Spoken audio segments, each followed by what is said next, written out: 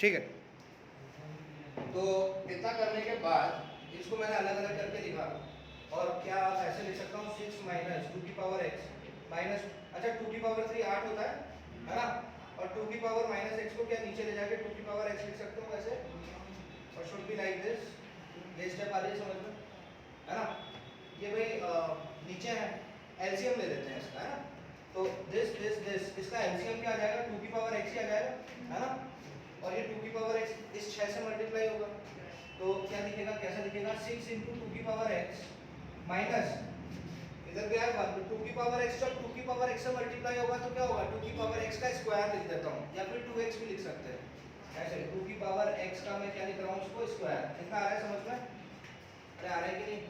और इधर से क्या हो जाएगा, ये तो खा गया इसमें, तो माइनस का 8 should be greater than equal to 0। तो क्योंकि इक्वलिटी का साइन है तो मैं क्रॉस मल्टीप्लाई करवा सकता हूँ, बताया था ना मैंने, जब भी बराबर का साइन हो तो आप कर सकते हो। अगर ये साइन होता तो क्या करता, तो फिर मैं इसको नहीं, फिर इसको अंदर ले लेता, है ना। हाँ, फिलहाल मैं इसको मल्टीप्लाई करा सकता हूँ, तो ये वाला डिनोमिनेटर गायब हो जाएगा, है ना। डिनोमिनेटर गायब हुआ तो अब ये चीज कैसी लिखेगी, देखो ऐसी लिखेगी, 6 इंटू 2 की पावर x माइनस 2 की पावर x का whole square minus 8 should be greater than equal to 0।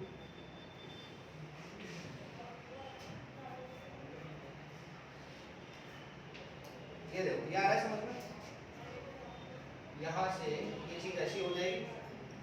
किसी को डाउट है यहाँ तक, पक्का, ठीक है। अब मैं इसको है ना अरेंज करके लिखता हूँ, मतलब पहले इसको लिखता हूँ, ऐसा लिखा हुआ है माइनस 2 की power, sorry, negative sign of 2 की power x the whole square, है ना, प्लस 6 इंटू 2 की power x minus 8 should be greater than 0। सही है, अरे पहले इसको लिखा, फिर इसको लिखा, फिर इसको लिखा, सही है ना। इतना आ रहा है समझ में, हाँ। अब बेटा मैं क्या करने वाला हूँ, जैसे जैसे ऐसा लिखा, मान लो ऐसा लिखा हुआ है minus x square plus 4x minus 6, और ऐसा लिखा हुआ है ना, मतलब ऐसे एग्जाम्पल दे रहा हूँ आपको। तो मतलब मेरे को इस माइनस ये एक्स स्क्वायर सबको लीड कर रहा है ना, ये लीड मतलब सबसे बड़ा है, तो जो सबसे बड़ा है इसकी पावर क्या है, माइनस है, ये मेरे को पसंद नहीं है, इसको मुझे प्लस बनानी है यार। तो मैं ऐसे करता हूँ ना, x square minus 4x plus 6, और मुंडी घुमा दो इसकी। ये छोटे छोटे कॉन्सेप्ट बताया मैंने आपको, ना। तो भाई उसके लिए मैं कैसे लिखूंगा, अब ऐसे 2 की पावर x का स्क्वायर माइनस 6 इंटू 2 की पावर x प्लस 8, और मुंह बदल गया, सहमत, है ना। लिखो यहाँ तक, लिखो फिर आगे बढ़ो। यहाँ तक ये पहला पार्ट है, ये सेकंड। क्या क्या क्या बताओ ना यार, मुझसे पूछो ना, क्यों।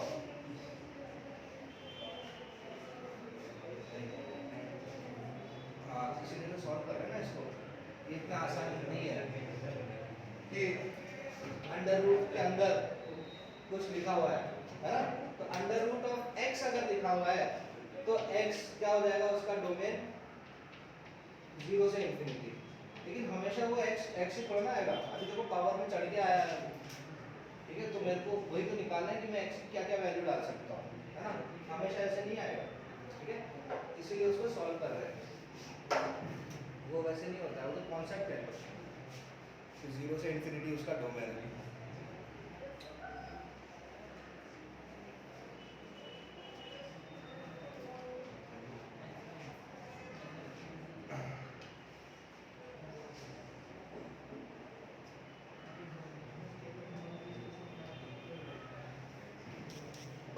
इसलिए इतना ये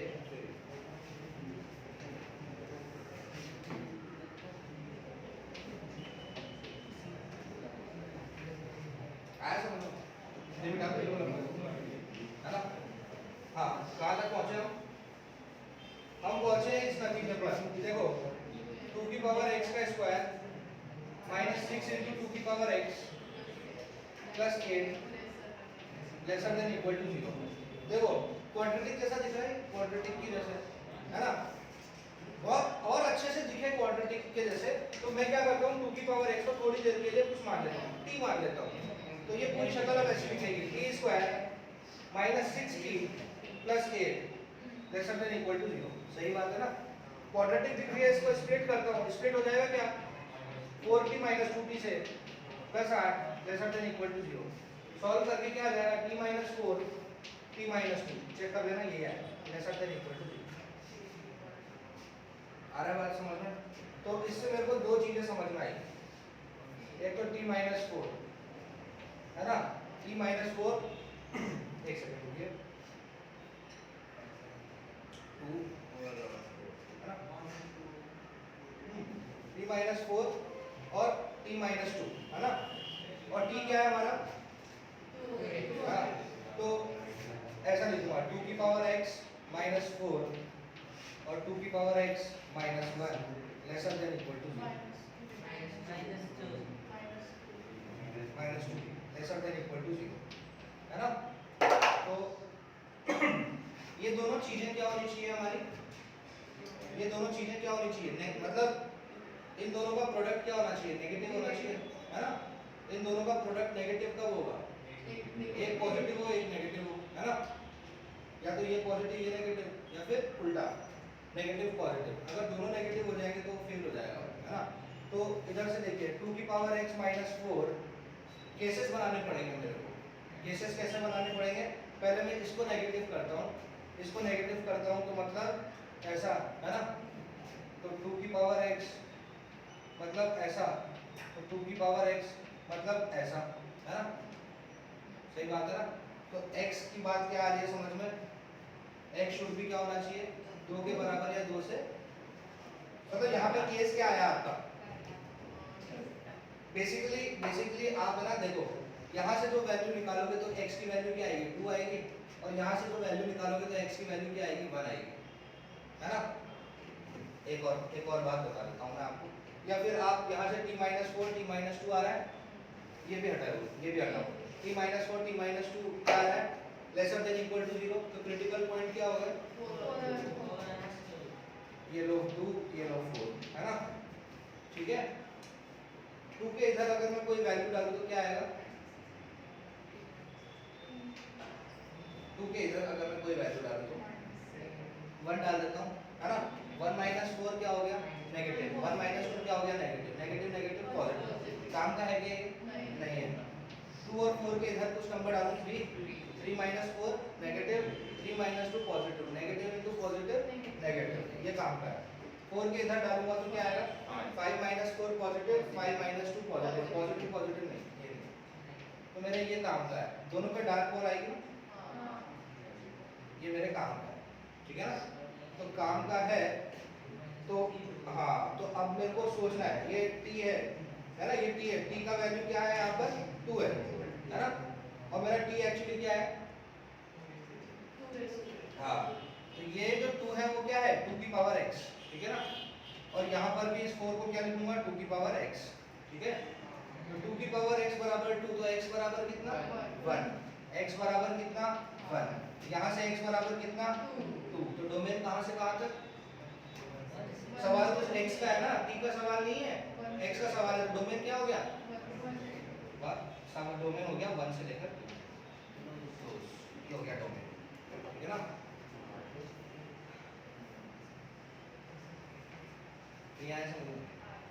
t का वैल्यू है ना, t का वैल्यू 2 भी है, t का वैल्यू 4 भी है, तो t क्या है 2 की पावर x, तो 2 की पावर x ये हमारे काम का इंटरवल है ना, ये है ना काम का, तो यही तो होगा domain x belongs to 1, 2, x belongs to 1, 2, ये हो गया डोमेन।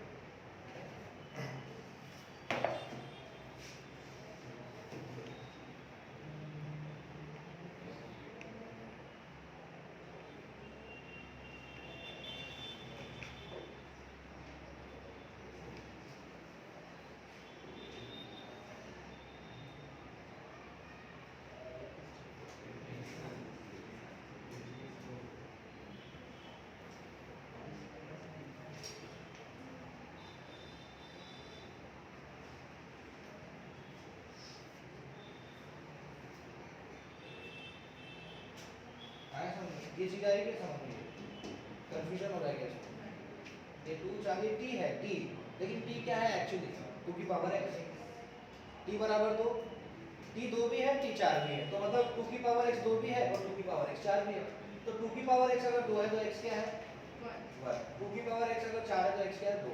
और इंटरवल यही तो है मेरा काम का, है ना। तो आंसर क्या हो गया मेरा 1 से लेकर 2 क्लोज खाली बॉल इनफिनिटी का साइन।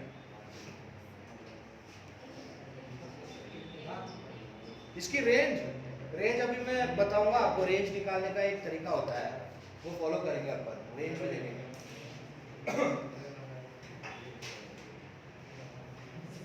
हाँ बिना नंबर लाइन के तो ये यहीं से आएगा आपको समझ में। ये यहाँ से आपको समझना है। यहाँ लिखा हुआ है t-4, यहाँ लिखा हुआ है t-2 और आपको चाहिए क्या क्या चाहिए।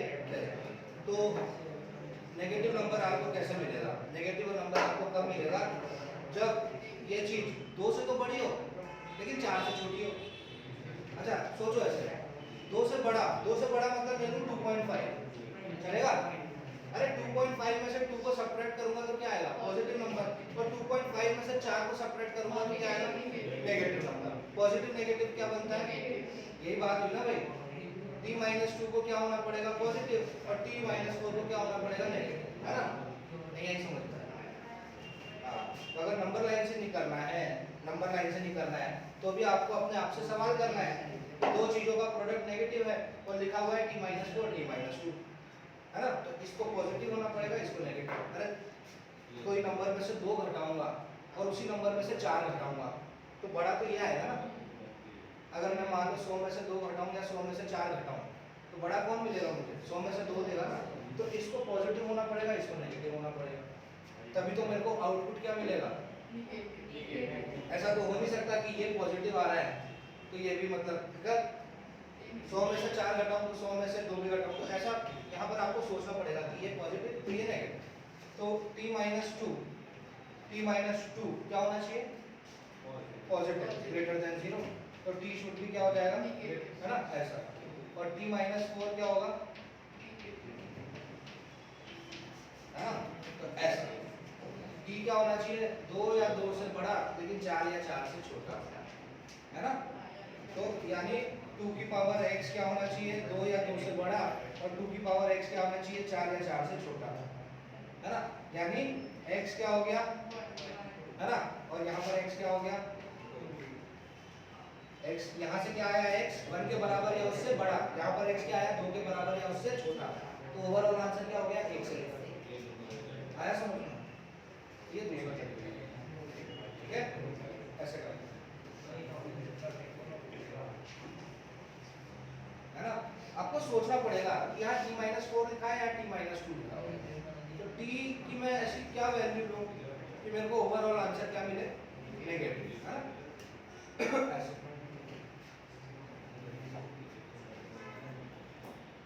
आगे समझ रहे हो?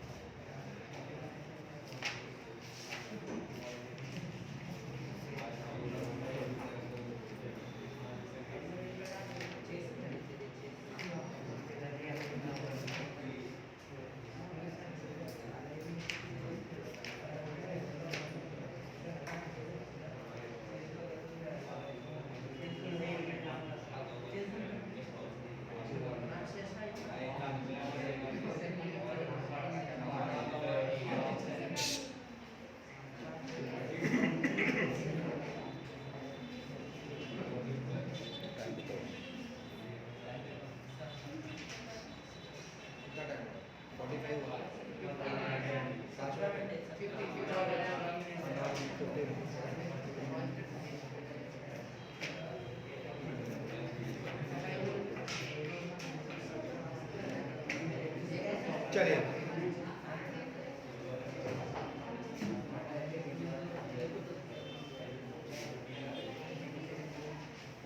अब जैसे कि मान लीजिए ऐसा लिखा हुआ है y is equals to x square minus 3x plus 2, है ना। y क्या है? fx है। और ये इक्वेशन क्या है? क्वाड्रेटिक इक्वेशन है। तो क्वाड्रेटिक का डोमेन क्या होता है? क्वाड्रेटिक का डोमेन। हाँ, तो इस क्वाड्रेटिक का x में मैं क्या क्या वैल्यू डाल सकता हूँ, ऑल रियल है ना। तो क्वाड्रेटिक, इस क्वाड्रेटिक का डोमेन क्या हो जाएगा, r, डोमेन हो जाएगा r। मैंने क्वाड्रेटिक का ग्राफ बनाना सिखाया था लेक्चर नंबर 3 में, आप देख सकते हैं क्वाड्रेटिक का ग्राफ कैसे बनता है ना। क्वाड्रेटिक का ग्राफ कैसे भी बन सकता है, ऐसे भी बन सकता है, ऐसे भी बन सकता है, ऐसे भी बन सकता है, ऐसे भी बन सकता है। उसका घुमाव कहाँ से वो घूमेगा और वो ऊपर की तरफ जाएगा कि नीचे की तरफ जाएगा, वो कौन सेट करता है, वो एक्स स्क्वायर का कोएफिशिएंट बताता है। अगर एक्स स्क्वायर के साथ कोई मतलब कोई टर्म ऐसी है जो पॉजिटिव है, अगर एक्स स्क्वायर के साथ पॉजिटिव टर्म मल्टीप्लाई हो रही है तो पैराबोला बनेगा ऊपर की तरफ अपवर्ड्स, और अगर एक्स स्क्वायर के साथ नेगेटिव टर्म मल्टीप्लाई है तो डाउनवर्ड्स। और ये कैसे बताते हैं, ये कैसे, x बराबर -b/2 है ना, समझ में आ रहा है। वर्टेक्स x बराबर -b/2 निकालेंगे, उससे हमें x पता चलेगा और उस वैल्यू पे y क्या आ रहा है ना।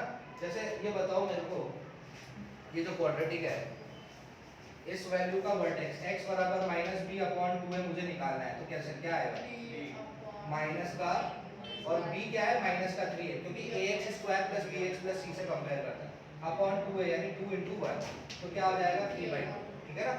तो x का वैल्यू क्या आया 3/2, तो ये 3/2 मैं यहाँ पर डालूंगा तो मुझे y मिलेगा। तो y का वैल्यू क्या मिलेगा, 3/2 का स्क्वायर मतलब 9/4, मतलब 9/4 -9/2 + 2। इसकी कैलकुलेशन करूंगा, 4 2 का एलसीएम 4 आएगा, 9 में से 18 माइनस होगा, प्लस का 8 जुड़ेगा, तो 9 और 8 17 -18 -1/4 है ना। तो x की वैल्यू जब 3/2 है तो y की वैल्यू कितनी है, तो 3/2, -1/4, ये हो जाएगा इसका क्या, वर्टेक्स। वर्टेक्स मतलब क्या होता है, वो पॉइंट जहाँ से पैराबोला घूमता है ना, एज उसका। अब ये पैराबोला जो घूमेगा, सबसे पहले तो ये देखो ग्राफ बनाओ आप ऐसे, और यहाँ पर ये मेंशन करो ये कैसा दिखेगा, 3/2 का मतलब क्या होता है, 1.5, x का वैल्यू 1.5 कहीं यहाँ दिखा देते हैं है ना, और y का वैल्यू -1/4 -1/4 यहाँ दिखा देते हैं, ठीक है ना। कहाँ मिलेंगे ये, कहीं यहाँ मिलेंगे, आगे बात समझ में, यहाँ मिलेंगे, ठीक है ना। तो ये देखो, ये देखो, ये x, ये y, 5 वैल्यूज बहुत होती है ग्राफ बनाने के लिए, मैं फिर बता रहा हूँ, 1 2 3 4 5, 1 2, यहाँ पे लिख दो, x की वैल्यू 3/2 पर कितनी मिली मेरे को, y की वैल्यू -1/2।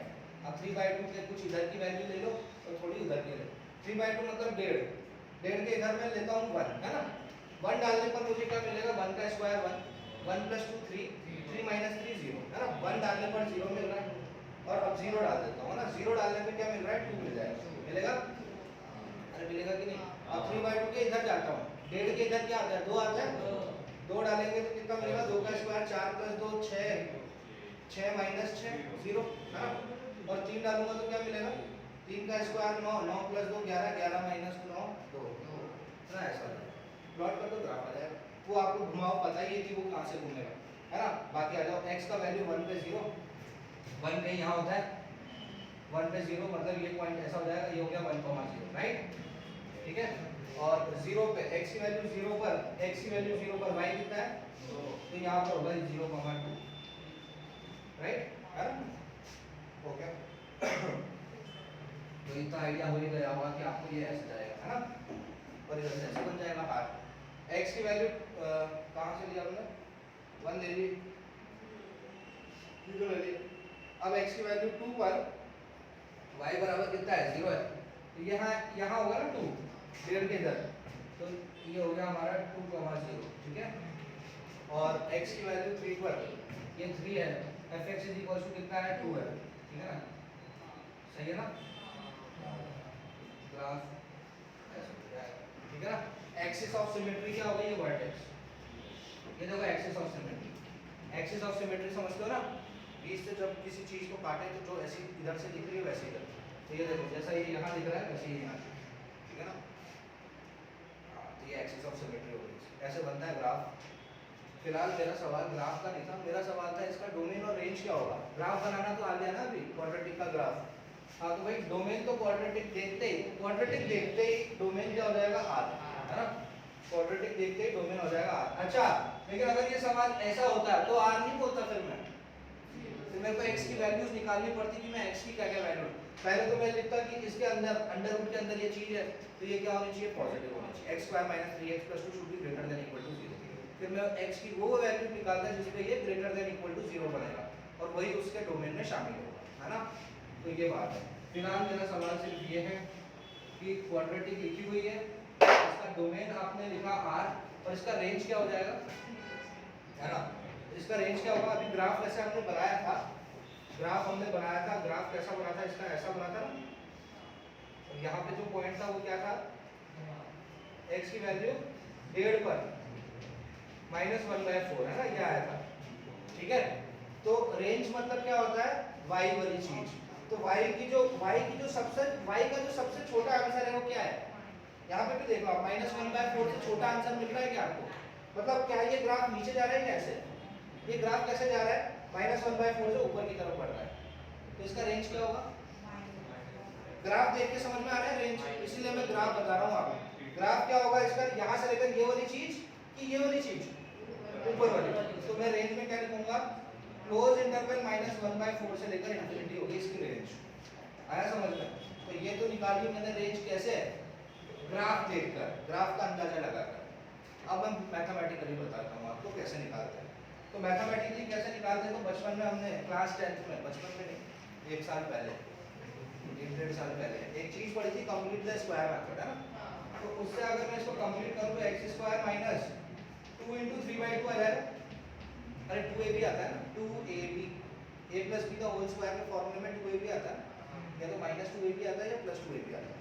तो यहाँ 2 चाहिए था तो 2 लगाया, नीचे 3 के नीचे बैलेंस करा उसको, तो देखो a square minus 2a, b का रोल किसने प्ले कर दिया, b कौन दिख रहा है यहाँ पे, 3/2, तो उसका स्क्वायर जोड़ो और घटाओ, तो प्लस का 3/2 स्क्वायर जोड़ा और उतना ही घटाया और प्लस का 2 लिखा हुआ है।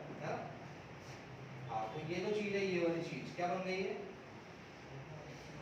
a square minus 2ab plus b square क्या होता है, a माइनस b का होल स्क्वायर, है ना। तो ये चीज बन गई -3/2 का होल स्क्वायर, है ना। और यहाँ पे क्या आया, माइनस का 9/4 प्लस का 2, ठीक है। इसको सॉल्व करूंगा तो 4 2 जा 8, -9 + 8 कितना होता है, -1, -9 + 8 17 क्या बोल रहे हो यार, -9 + 8 कितना होता है, -1, तो ये क्या हो गया, माइनस का 1/4। समझ में आया, समझ में आया, ये y है मेरा, ठीक है। अब मैं आपसे थोड़ा सा छोटा सा सवाल, ये y है ना, y बराबर, अच्छा रेंज कौन बताता है, y बताता है ना रेंज, तो y बराबर कुछ लिखा हुआ है उसका स्क्वायर है और माइनस क्या है 1/4, तो ये जो कुछ लिखा हुआ है उसका स्क्वायर जो है, मुझे ये बताओ ये चीज कम से कम उत्तर क्या देगी आपको, ये भूल जाओ आप, ये चीज कम से कम उत्तर क्या देगी, हाँ हाँ बोलो बोलो, 0 सहमत हो, अग्री करते हो अपने उत्तर से कि ये चीज का आंसर कम से कम 0 आएगा, क्योंकि किसी भी चीज का स्क्वायर कभी क्या नहीं होता, तो मुझे ये पता है कि मैं दुनिया में x की कोई भी वैल्यू डालूं ये कभी मुझे नेगेटिव उत्तर नहीं देगा, है ना। x की वैल्यू में दुनिया में कोई भी डालूं ये पॉजिटिव उत्तर देगा, या कम से कम क्या देगा मुझे, ये 0 देगा, कम से कम ये मुझे 0 देगा, किस वैल्यू पे देगा, जब मैं x की वैल्यू क्या डालूं 3/2, है ना। x की वैल्यू 3/2 पर अगर मैं x की वैल्यू 3/2 डालूंगा तो ये मुझे क्या दे देगा 0, और 0 डाल के मुझे y की क्या मिलेगी, कम से कम वैल्यू मिलेगी, और वो कम से कम वैल्यू क्या है, दिख रही है, दिख रहा है कि नहीं, कम से कम वैल्यू y की कब मिली मेरे को, जब मैंने x की वैल्यू क्या डाली होगी 3/2। अब ऐसा सोचना पड़ेगा आपको कि किसी भी चीज का स्क्वायर कभी भी क्या नहीं होता, नेगेटिव, तो ये कम से कम उत्तर कब देगा 0, है ना 0, और ज्यादा से ज्यादा उत्तर क्या होगा इसका पता ही नहीं, विशाल समुद्र वाली बात है। x की वैल्यू मैं डालूंगा 100 करोड़ अरबों लाख, उससे -3/2 करूंगा, फिर उसका स्क्वायर करूंगा तो क्या आएगा, अरेबियन सी आ जाएगा, मतलब बहुत बड़ा इंफिनिटी आ जाएगा, और अरेबियन सी में से 4 बाल्टी पानी निकालोगे तो भी वो अरेबियन सी ही रहेगा, ठीक है। तो रेंज क्या होगी इसकी, अब 0 क्या बोल रहे हो, -1/4 से इंफिनिटी, x की ये चीज क्या होगी, मिनिमम। मिनिमम कब होगी, 0 पर। तो जब ये चीज 0 होगी तो ओवरऑल क्या मिलेगा, 0 माइनस 1/4। तो माइनस 1/4 आपको शुरू होगा, रेंज इसकी यहाँ से शुरू होगी, है ना, माइनस 1/4 जाएगी कहाँ तक, इन्फिनिटी। ये हो गया इसका, है ना। अभी भी नहीं आया, है ना, अभी भी नहीं आया तो और अच्छी बात है, इसको ऐसे लिख लो, y plus 1/4 is equal to x minus 3/2 का स्क्वायर, है ना। तो x minus 3/2 is equal to क्या हो जाएगा, plus minus under root of y plus 1/4। होगा, होगा कि नहीं होगा, अरे ऐसे लिखते हैं ना। अगर मान लीजिए x square is equal to कभी 4 लिखा होता है तो x क्या लिखते हो आप, प्लस माइनस 2 लिखते हो ना।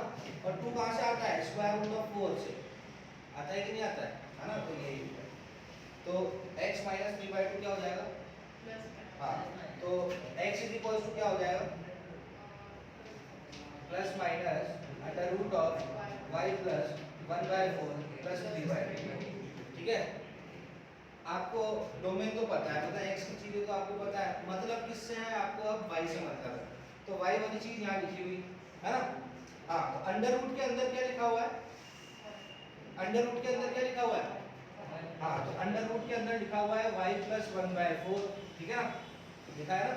तो इस y प्लस 1/4 को अंडर रूट के अंदर क्योंकि ये लिखा हुआ है तो ये होना चाहिए ग्रेटर देन इक्वल टू 0। तो इसका मतलब y क्या होना चाहिए, greater than equal to 1/4 negative का।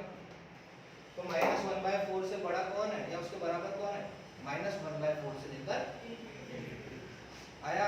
ऐसे भी समझ सकते हो, 3 तरीकों से समझा दिया। देखो मैंने आपको रेंज समझाई कि नहीं, ग्राफ से देख सकते हो, इस वाले मेथड से समझ सकते हो, और ये भी नहीं घुस रहा है तो ये इस मेथड को घुसा लीजिए, इससे तो आ ही गया। ठीक है,